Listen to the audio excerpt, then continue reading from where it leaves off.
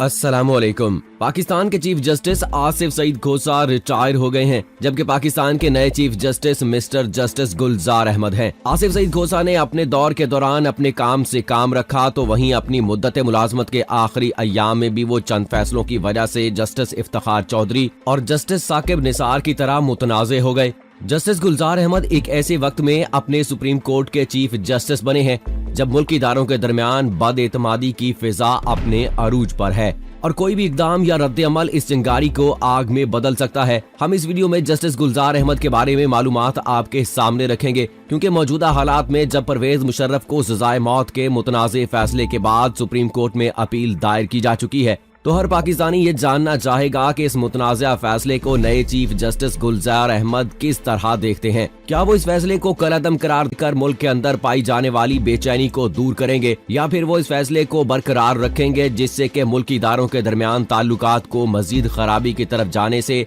और कोई नहीं रोक सकता। जस्टिस गुलजार अहमद को अपने दौर में मुल्की सिक्योरिटी इदारों से मुताल्लिक ऐसे केसेस पर भी फैसला देना है जिससे ये इम्कान भी पैदा हो सकता है कि इदारों के दरमियान हालात मजीद खराब हो जाएं। जबकि इसी तरह इमरान खान की हुकूमत से मुताल्लिक भी ऐसे चंद एक अहम केसेस हैं जो जस्टिस गुलजार अहमद के लिए किसी बड़े इम्तिहान से कम न होंगे। इन सारे मौज़ूआत पर हम खुलकर इज़हार ख्याल करेंगे, लेकिन मजीद तफसील में जाने से पहले आपको बताते चलें कि आप देख रहे हैं अपनी दुनिया टीवी। वीडियो को व्हाट्सएप, फेसबुक और दीगर सोशल मीडिया पे जरूर शेयर करें। लाइक करने के साथ साथ हमारे चैनल को भी सब्सक्राइब करें और साथ में घंटी के निशान को दबाना मत भूलें। कमेंट बॉक्स में पाकिस्तान जिंदाबाद, पाक फौज जिंदाबाद, ISI के गुमनाम हीरोज को सलाम और कश्मीर बनेगा पाकिस्तान का नारा जरूर कमेंट कीजिएगा। दोस्तों, 2 फरवरी 1957 को कराची के नामी ग्रामी एडवोकेट नूर मोहम्मद के घर में पैदा होने वाले गुलजार अहमद ने अपने करियर का आगाज साल 1986 से सिंध हाई कोर्ट में एक वकील की हैसियत से किया। साल 1999 और सन 2000 में हाई कोर्ट बार एसोसिएशन के आजाजी सेक्रेटरी मुंतखब हुए। दीवानी कारपोरेट साइड पर खास तौर पर प्रैक्टिस की और मुख्तलिफ मल्टीनेशनल कंपनीज, बैंक्स और मालियाती इदारों के लिए लीगल एडवाइजर भी रहे। 27 अगस्त 2002 को अदालत आलिया के जज मुकर्रर हुए, जो बाद में 16 नवंबर 2011 को सुप्रीम कोर्ट के जज मुकर्रर किए गए। अब जस्टिस गुलजार अहमद पाकिस्तानी सुप्रीम कोर्ट के नए चीफ जस्टिस मुकर्रर हुए हैं। जस्टिस गुलजार अहमद के बतौर जज कैरियर में से अहम केस साबिक वजीर आजम नवाज शरीफ और इनके खानदान से मुतालिक पानामा केस है, जिसमें नवाज शरीफ को नाअहल करार दिया गया था। यहाँ ये अमर भी काबिल जिक्र है कि जस्टिस गुलजार अहमद ने पानामा केस में JIT की तश्कील से पहले ही आसिफ सईद खोसा के साथ नाअहल करार दिया था। तहम 5 रुकनी बेंच के अक्सरियती फैसले के मुताबिक JIT बनाई गई और फिर बाद में नवाज शरीफ को घर जाना पड़ा। जस्टिस गुलजार अहमद के इख्तलाफी नोट के इस फिक्रे को खासी पजीराई मिली, जिसमें इनका कहना था कि इस सारी सूरत हाल में अदालत उस्मा महज तमाशाई का किरदार अदा नहीं कर सकती, बल्कि इसे तकनीकी नुक्तों से बारातर होकर इंसाफ की फराहमी के लिए एक मस्बत फैसला देना होगा। लेकिन अब जब मिस्टर जस्टिस गुलजार अहमद पाकिस्तान की सबसे बड़ी अदालत के चीफ जस्टिस बन गए हैं, तो इनके सामने नवाज शरीफ का तो कोई केस अब नहीं, लेकिन पाकिस्तानी हुकूमत और पाकिस्तान की ताकतवर मिलिट्री एस्टेब्लिशमेंट से मुतालिक चंद अहम कानूनी और आईनी केसेस जरूर मौजूद हैं, जिनमें अगर उन्होंने इस बार भी तकनीकी बुनियादों से बारातर होकर फैसले किए तभी जाकर पाकिस्तान एक दुरुस्त सिमत में आगे बढ़ेगा। जस्टिस आसिफ सईद खोसा ने अपनी मुद्दत मुलाजमत के बतौर चीफ जस्टिस के दौरान एक भी सो मोटो ना लेकर ये पैगाम जरूर दिया कि वो जुडिशल एक्टिविज्म के खिलाफ है, लेकिन जिस तरह उन्होंने पाक आर्मी से मुताल्लिक अहम मुकदमात को यकसू ना किया और जाते वक्त जोर परवेज मुशर्रफ को सजाए मौत की सूरत में लगा गए, तो इसका सारा असर अब जस्टिस गुलजार अहमद पर ही पड़ेगा, क्योंकि मातहत अदालतों में जितने भी मुकदमात का फैसला हुआ है या फिर होगा, इनकी आखिरी मंजिल सुप्रीम कोर्ट ऑफ पाकिस्तान ही होगी। इस वक्त सुप्रीम कोर्ट ऑफ पाकिस्तान में सबसे अहम केस परवेज मुशर्रफ को सुनाई गई मौत की सजा है, जो इस्लामाबाद की स्पेशल कोर्ट की जानिब से फैसला सुनाए जाने के बाद अपील की सूरत में इनके सामने आया है। केस का फैसला मेरिट पर दिया गया या फिर जाती तासुब की बुनियाद पर फैसला जारी हुआ। जस्टिस आसिफ सईद खोसा ने इस फैसले के आने से पहले और बाद में कानूनी लोगों के साथ साथ आम पाकिस्तानी को भी ये बात बावर करवाने की कोशिश की कि केस का फैसला मेरिट पर हुआ है और ये एक खुला केस था, जिसमें साबिक सदर और आर्मी चीफ परवेज मुशर्रफ को सजाए मौत सुनाई गई। लेकिन अगर दूसरी जानिब देखें तो पाकिस्तानी अवाम और पाकिस्तानी अफवाज ने इस फैसले के खिलाफ सख्त रद्द अमल दिया है, लिहाजा अपील का फैसला करते हुए इस पहलू को भी खातर में जरूर रखना होगा, वगरना मुल्की इदारों के बिगड़ते हुए ताल्लुकात मजीद खराब हो जाएंगे। इसके बाद जो अहम केसेस हैं इनका ताल्लुक भी पाकिस्तान आर्मी से है। एक केस पाकिस्तान के सूबे खैबर पख्तूनख्वा में फौज के जेर इंतजाम चलने वाले हरासती मराकज और action aid and civil power से मुताल्लिक पेशावर हाई कोर्ट के फैसले के खिलाफ वफाक और सूबाई हुकूमत की अपील है।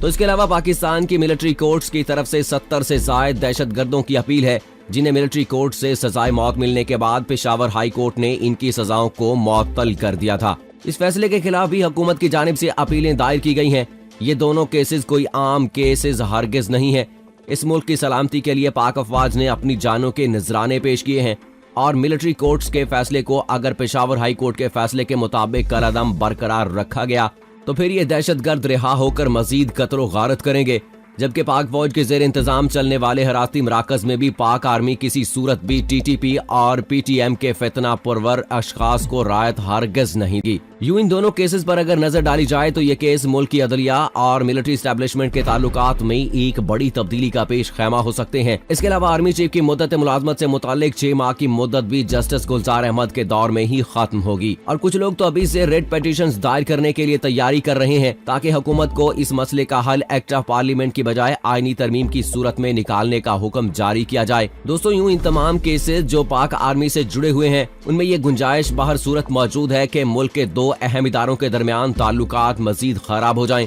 दरअसल चंद सालों से अच्छे चले आते इन ताल्लुकात को खराब करने में ज्यादा किरदार आर्मी चीफ की मुद्दत मुलाजमत केस और परवेज मुशर्रफ को सुनाई जाने वाली सजा का है। अब अगर हुकूमत के हवाले से अहम केसेस की बात करें तो इन सब में अहम केस पेशावर मेट्रो बस है, जिसमें अदालत उज़्मा ने स्टे ऑर्डर जारी किया हुआ है। जबकि इसके अलावा पीटीआई फॉरेन फंडिंग केस का आखिरी फैसला भी सुप्रीम कोर्ट से ही आएगा। इसके अलावा जो अहम चीज होगी वो होगा चीफ जस्टिस का इख्तियार खुद नोटिस। माजी में जिस तरह इस हक का इस्तेमाल इफ्तिखार चौधरी और साकिब निसार ने किया, इसका नतीजा अवाम के लिए अच्छा था या बुरा, लेकिन जुडिशरी और एग्जेक्टिव के माबैन हालात इंतहाई कशीदा रहे। पाकिस्तान में बैड गवर्नेंस एक बहुत बड़ा मसला रहा है और अभी भी है। तो इस सिलसिले में अगर इमरान खान की टीम परफॉर्म नहीं करती और अदालत उज़्मा अपना हक के अज खुद नोटिस इस्तेमाल करती है तो फिर आप समझ सकते हैं कि पाकिस्तानी तारीख की सबसे ताकतवर वजीर आजम और सुप्रीम कोर्ट के माबैन ताल्लुकात किस करवट बैठेंगे। हुकूमत की एक से बढ़कर एक नाअहली सामने आ सकती है, जिस पर शायद जस्टिस गुलजार अहमद आसिफ सईद खोसा की तरह चुप न साध सकें,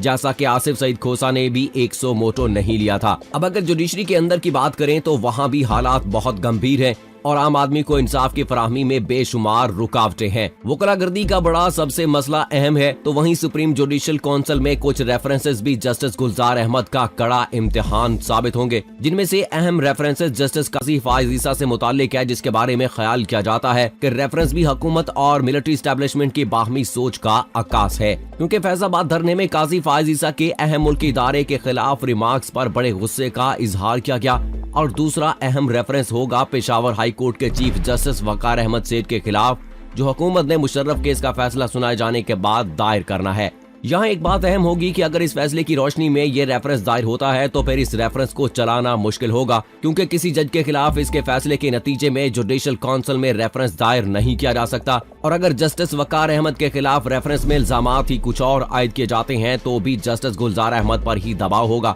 कि उनका कोई भी फैसला एक फरीक की नाराजगी का सबब बन सकता है, या फिर इस फैसले को सबक सिखाने से भी ताबीर किया जा सकता है। दोस्तों, जस्टिस गुलजार अहमद ने अपने काम का आगाज कर दिया है। हालात मुश्किल जरूर है, लेकिन अकल, दानिश और अल्लाह ताला की नुसरत से वो जरूर इनसे निकलेंगे। जस्टिस गुलजार को सबसे पहले पाकिस्तान इसका आइन का तस्वर लेकर चलना होगा और साजिशी अनासर से खास बचकर चलना होगा, वरना यहाँ तो अदालत में की गई एक बात को भी दो मुख्तलिफ मीडिया हाउसेज अपनी अपनी सोच के मुताबिक एक बड़ी खबर में ढालते हैं, जो कि मुल्की इदारों और हुकूमत के माबैन गलत फहमियों को जन्म देती है। पाकिस्तान में जब कभी भी कौमी इदारे के सरबराह की तैनाती या तब्दीली होती है तो इसका असर मुल्क की हुकूमती निजाम और सियासी और समाजी सूरत हाल पर लाजमी पड़ता है। पाक आर्मी के चीफ का मामला हो या फिर सुप्रीम कोर्ट ऑफ पाकिस्तान के चीफ की तैनाती, हर पाकिस्तानी ये जानने के लिए बेताब होता है कि इससे मुल्क की सियासी और समाजी हैसियत पर क्या फर्क आएगा। जैसा कि आप पिछले दिनों में आर्मी चीफ कमर जावेद बाजवा के मामले में देख चुके हैं कि मुल्क के मीडिया की अक्सरियत और लफाफा सहाफियों ने एक अहम तकर्री को कैसा रंग दिया,